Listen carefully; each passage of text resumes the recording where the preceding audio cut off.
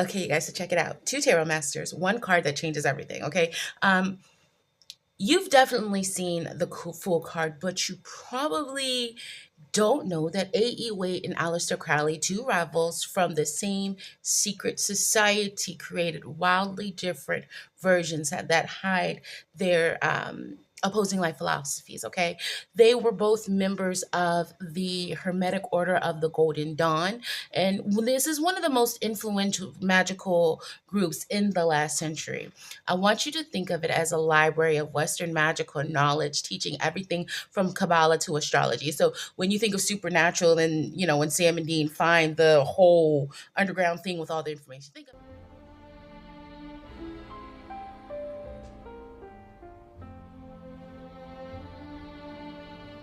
I mean, I think we found the back cave. think of it like that. But when they each decided to create their own definitive tarot deck, they started with the exact same card number 0 and went in completely opposite directions. This isn't just two artists disagreeing on style, right? This is a quiet philosophical war hidden in plain sight on a single piece of cardstock. Today, we're breaking down the symbolic clash between these two iconic cards. We'll decode the secret symbols, unpack their beliefs, and find out which fool is the wiser of the guide for your tarot readings. Okay. So, what is the fool? All right, let's talk about that. It's card 0. 0. It is the very beginning of a great spiritual journey through the major arcana, but how you start that journey depends entirely on whose map you're using. Do you take the path of Arthur Edward Waite, the measured mainstream mystic, or do you walk the path of Aleister Crowley, this notorious occultist and self-proclaimed prophet? Okay, their versions of the fool are so different. They offer two distinct paths, not just for tarot, but for life itself. And understanding the difference is the key to unlocking the more accurate and powerful recordings. Okay, so first up, let's meet our contenders. Okay, in one corner, we have Arthur Edward Waite, a powerhouse author and scholar of the occult. His deck created in 1909 with the artist Pamela Coleman Smith, was designed to be intuitive and accessible. Waite wanted to bring the tarot to the masses, focusing on personal growth and spiritual guidance. While still rooted in the Golden Dawn's complex systems, he and Smith streamlined the symbolism, right? So weaving it into narrative images that anyone could connect with. This approach definitely worked because the Rider-Waite-Smith deck became the most popular tarot deck in the world. It's the one you probably think of when you probably hear the word tarot. It is the one that we are all usually the one that's most available, one we use the most. Okay. Now, in the other corner, we have Aleister Crowley, right? And he was rebellious, right? He was a controversial figure. Crowley broke away from the Golden Dawn to forge his own spiritual philosophy. And that philosophy is called Thelema, famously summarized by the line, "Do what thou wilt." All right. His deck, the Thoth Tarot, was a 5-year long project with artist Lady Frida Harris, starting in the late 1930s. Now, unlike Wade, Crowley wasn't aiming for accessibility, okay? He wanted complexity. He packed his deck with a staggering amount of esoteric knowledge from Kabbalah, astrology, and in Egyptian mythology.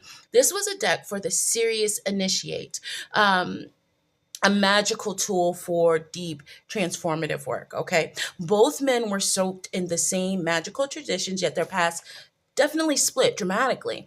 And that split is never clearer than in their paintings of the very first card. And that card is the Fool. We started at 0 on the Fool's journey. All right, guys. So we're going to put these cards side by side, right? And right away, you can see the energy is completely different. So Waite's Fool, okay, this is the picture of a serene, almost blissful innocence. There's a young man. He's got on bright clothes. He stands at the edge of a cliff. His head is tilted to the sky. He's totally unaware of that drop right in front of him. He holds a white rose, and this white rose symbolizes purity and freedom from desire. And he carries just a tiny pouch on a stick. And this is representing untapped potential, right? So there's a little white dog, a symbol of society and common sense, and that dog is barking at his heels, trying to warn him. And then, of course, we have the sun here, and the sun is shining down above, right? And this is a kind, external divine force lighting his path.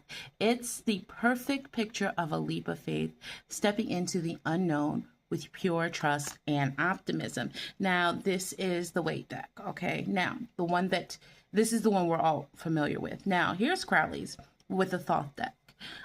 So if we're looking here, this isn't serene innocence. This is kind of divine madness, right? Crowley's Fool is a whirlwind of chaotic, androgynous energy, practically bursting off the card. He isn't walking. He's dancing on the edge of reality itself, surrounded by a riot of symbols.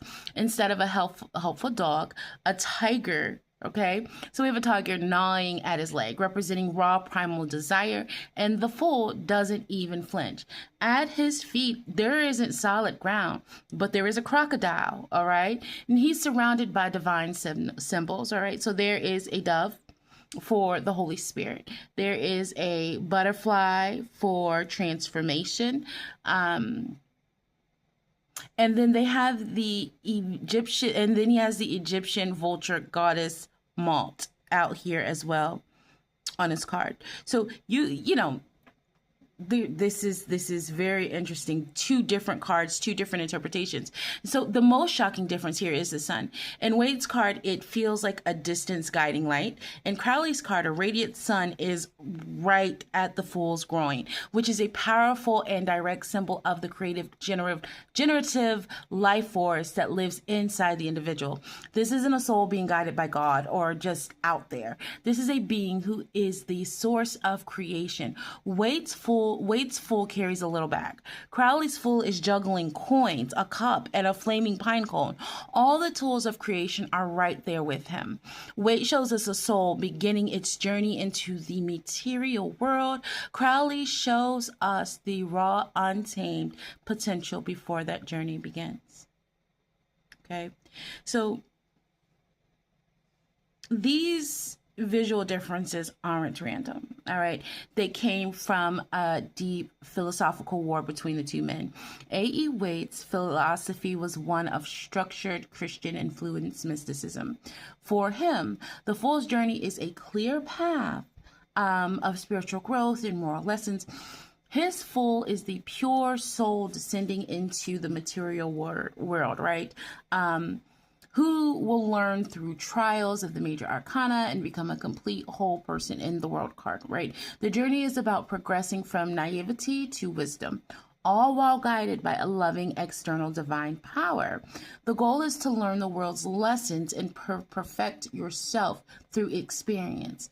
It's a path of beginning, all right? And if we jump back over here to Allister's, all right. Allister's philosophy of the Lima was totally different. It's about discovering and living out your one true will. His Fool isn't some naive soul entering the world. He is the cosmic zero, the pregnant nothingness from which all things spring. As card zero, he's linked to the Hebrew letter Aleph, representing the first breath of life and connecting the ultimate divine source of wisdom on the Kabbalistic tree of life.